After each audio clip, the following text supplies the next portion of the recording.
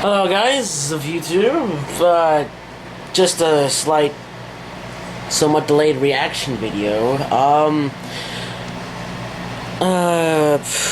Tamashii Hiroka's top 10 overrated Pokemon's list. Yeah, I mean, so far it was an okay list. It was definitely like, not, Fossil's minion bad or per se. Anyways, yeah, I had a few problems with her choices for overrated lists. Particularly number 2, as she states that most starter Pokemon are overrated.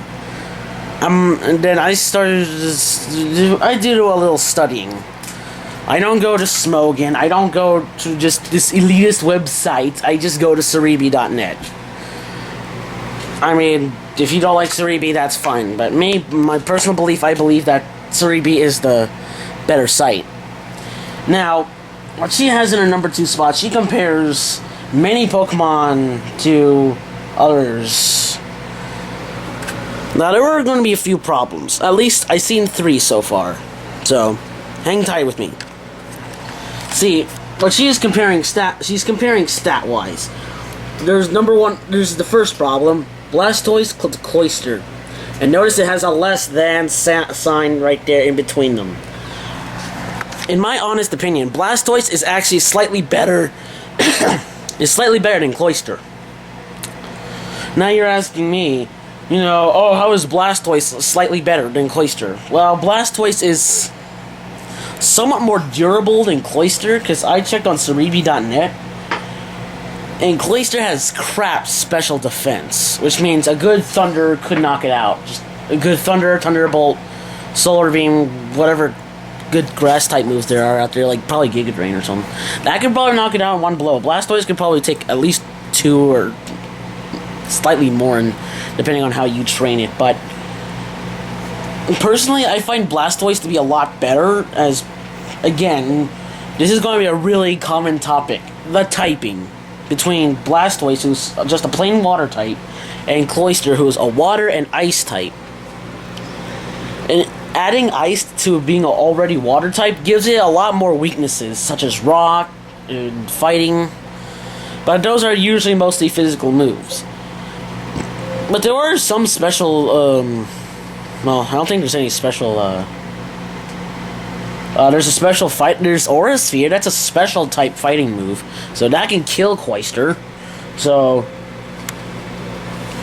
I mean, I know Blastoise doesn't have good as physical defense, but Cloyster, just get a special attacker and it'll be easier to kill it. Now, my second complaint, well, I'll still complain about Blastoise versus Cloyster. Blastoise, I just feel is much better, as I also feel that his move pool can be slightly more improvised. As we all know, Cloyster knows toxic spikes, and really? You care about, decorating the floor? I mean, seriously, you may go have like a Cloyster, blam, but then all of a sudden your opponent might have like a really tough flying Pokemon that Cloyster is not, and plus Cloyster's special attack, I think, so far, compared to Blastoise's, they actually have the same base stat of special attack, so that's actually pretty neat. But Cloyster's physical attack is, ironically enough, the supposedly better stat. But,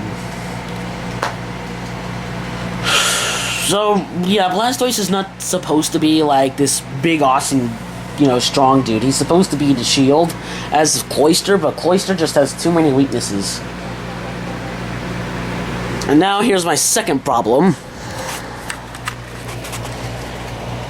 Yeah, my favorite Pokemon is less than Kabutops.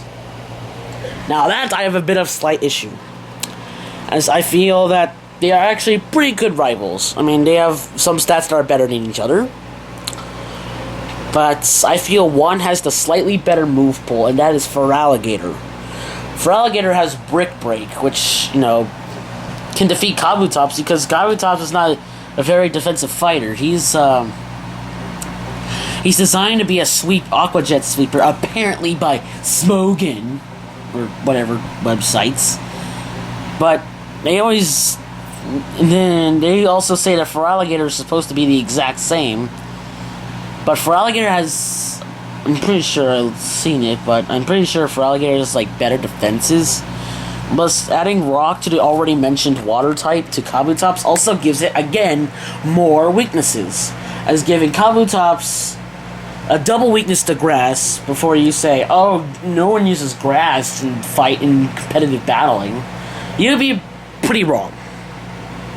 I've seen plenty of people who pull off Grass types, like Ferrothorn, for example. I know it's in the overused tier, but still, it can defeat Kabutops with a Power Whip or some other Grass type move that can somewhat know. I know that it's Grass type limitations. Can't really learn all that well.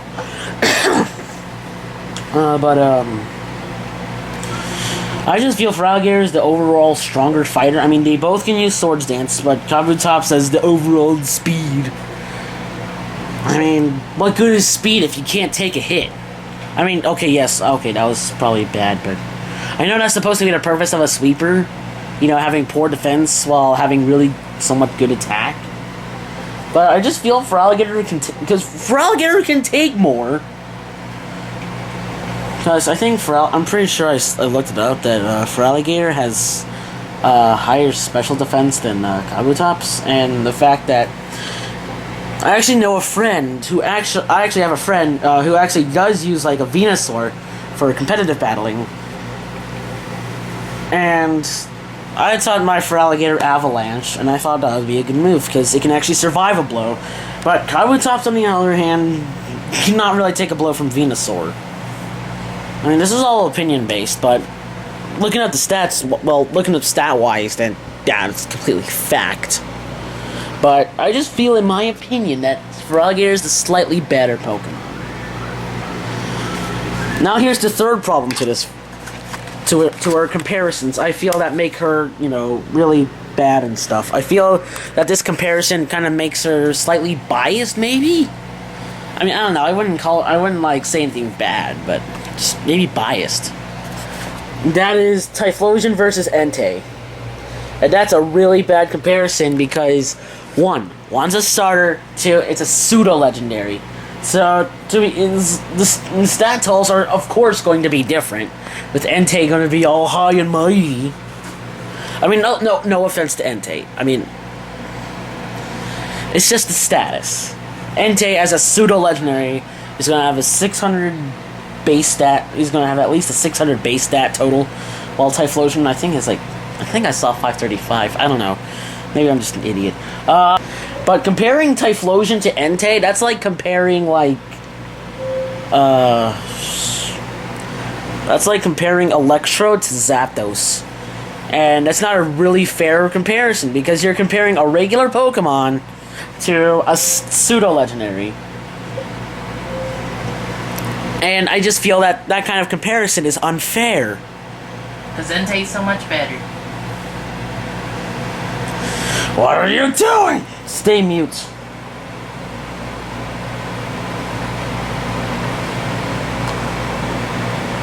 But, there is another problem I have. It's just I can't get to. I'll just mute the video. Actually, at this point, you want to cut it? Like a professional cutter? Right. You know. Yeah, that's right. Before you introduce yourself. Continued. I'm continuing. Anyways, part 4 of our argument is Swampert versus Gastrodon. See, Swampert is less than Gastrodon, which I have to say is complete bullcrap. Because I actually looked up their stats last night, like a Pokemon professional that I am. Gastrodon's most of its stats and its move pool pale in comparison to Swampert. I mean, I don't know what her deal is. I don't know why she thinks that Gastrodon is better than Swampert, but it's clearly not. Swampert's faster, stronger, and can take more hits. I mean, sure, they both have the grass-type weakness, but comparing their stats, that Swampert is the overall better Pokemon. I mean, it's one thing to say, oh, I like this Pokemon better than that. That's fine by me. But she is clearly, I feel that she is clearly doing this by, you know, stat rule-wise. And, oh, that's a cool mech. Anyways, I feel that she's doing this by, like, Smogan or some other, maybe Bulbapedia or some research website, and I feel that they are just being wrong. Swampert is so much better than Gastrodon. Before you say, oh, Gastrodon is Stormtrang, what does Swampert have Torrent? Well, that's because Swampert, there's a reason why he's also a ground type, so that way he can use Earthquake, and he's also a really physical boss. He can use Hammer Arm, you can use you can use Stone Edge. And that was what the big deal with Feraligatr vs. Kabutops. I know I'm bringing that back up again, but still. People still say, oh, Kabutops is better because he still gets the Rock-type stab from Stone Edge. And before, Stone Edge has an 80% chance of hitting, and there's 20% chance of you missing. Which means that you can completely miss your turn while your opponent is wailing on you. Before you say, oh, it gives a zoom lens or something. Well, I'm pretty sure that item increases its accuracy by like 10%. So it still has a 10% chance of missing. And I've actually seen that a lot. In a lot of battles. Particularly mine. Just don't ask, don't tell. But, other than that, when people still think that their Pokemon... It's just... When people say, I like this Pokemon better than that, it's fine. But when people outright just say, okay, you know, oh, this Pokemon is obviously better, then I'm going to say no. But Swampert has the better overall stats. It's faster, it's stronger, and it has a better move pool.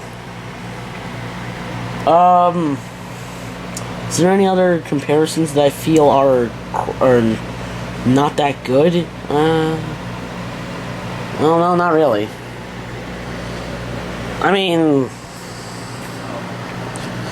she compares Torterra to Feral Thorn, Empoleon to Suicune, Superior to Abomasnow, and Samurott to Slowking, which I feel those are okay comparisons, but nothing too special. But, I just feel that this list needs to be fixed some more, as this is what she feels is overrated. I mean, I know that overrated lists are supposed to be an opinion, but some of her facts is... I just feel that she is wrong in a lot of places. Well, hopefully this video can hopefully help her out. And I'm gonna add a few suggestions of my own to an overrated list. Here are my few suggestions. Pikachu. Overexposure, and the fact that it has over 700 episodes of an over already tired anime. I mean, I know the new... Okay, I seen the new trailer for the Red vs. Green trailer. I'm actually really excited for that one. To actually show that a protagonist that is not Ash instead it turns out to be Red from the actual games. That's actually saying a good deal. That's actually saying, you know, maybe the future of Pokemon media will be different. Maybe we'll have, like, our own separate protagonists now, instead of shoving Ash in every single gosh dang second. I hate that guy. Anyways. Pikachu is overrated. I mean, yes, I know, since he's also electric type, which is actually my favorite. I feel that Pikachu is overrated in a lot of aspects. Because, overexposure, mostly. I'm just tired of seeing his face. Whether in Super Smash, the Pokemon Show, or any Pokemon trailer game. I get really tired of it. I mean, you can catch Pikachu pretty much in almost any game. Like, it's getting annoying. Just stop it. Anyways, suggestion number... Alright. Okay, suggestion number 2 is Lucario. Now, before you all criticize me and tell me that I should get my balls checked, or, you know, see that I am a man, I am pretty sure I am a man, and I will not show you those parts, because that is disgusting. Anyways, I feel that Lucario is slightly overrated, just because of how big of a deal is. I mean, sure, he looks cool, and he actually is a pretty good fighter, but, he's not the best Pokemon ever, but, I mean, if he's your favorite, then that's fine. But I just feel that Lucario just gets too much attention, you know? Fan art and stuff that go with it. I just feel that he's just slightly overrated. I mean, Overrated does not mean bad. It means that it gets too much attention for one purpose or another. Okay? Just you know, just calm your pants. Just you know, if you like Lucario, that's fine. I will not have anything against you. I swear, because I will not hurt. I will not. If Lucario's your favorite Pokemon, that's fine. But just you know, just calm down a little bit, okay? Just calm down. All right. Suggestion number 3, Mewtwo. Mewtwo is overrated beyond crap. I mean, sure, you got Mew, and you know, her Tamashii's not that very good reasoning. I mean, oh, you found a few glitches. But it's not really that, you know, easy finding a glitch to, you know, one of the most powerful things in the video game. But I still feel that Mewtwo is more overrated because you actually know where he's at, you know all the pathways, you know where in Kanto to find him, you know all the Pokemon that appear in the cave, you know that, you know, your team is better than all those Pokemon in the cave, and yeah. That's why they make the Master Ball, and yet people will still be all like, oh, I call Mewtwo, it's nothing special, okay? It's still a Mewtwo. And plus the fact that that's Mewtwo's Mega form, it's okay. I mean, I can live with that. I mean, what I feel is trying to do with Mewtwo, with Mega Mewtwo, is the fact they're trying to make it look like more like Mew, since he's a genetic clone. But it's just I don't know. The Gen 1 is just overhyped Mewtwo. I mean, in Gen 1, he was absolutely broken. He's more broken than Mew. He was more broken than any of the pseudo-legendaries. He was more broken than Alakazam. And that's because Gen 1 was a really flawed game. I need to stop talking about it. Yeah. That'll probably do me a lot better. So those are all my suggestions and my opinions toward Tamashii Hiroka. Not herself, but my opinions toward this somewhat... I don't know, I just don't like the list itself. I mean, she gives okay points to Pokemon, actually, now that I think about it, I don't think she's providing all that much info.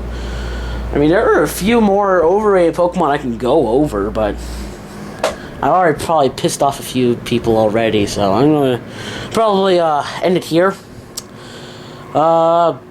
If you're, you know, still subscribed to me, if you still like Pokemon, and, you know, feel free to like, comment, subscribe this video, or, well, you can't subscribe to a video, but you can like it, and you can comment, and I don't care if it's hate, I'll just probably, you know, and, excuse me, I got some balls to cut off. Hey Joshua, it's time for your castration!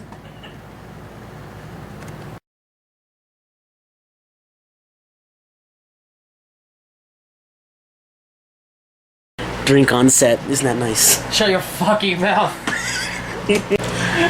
Number 2 is Lucario. God dang it! You're a faggot. Suggestion number 2 is... God dang it! Boo!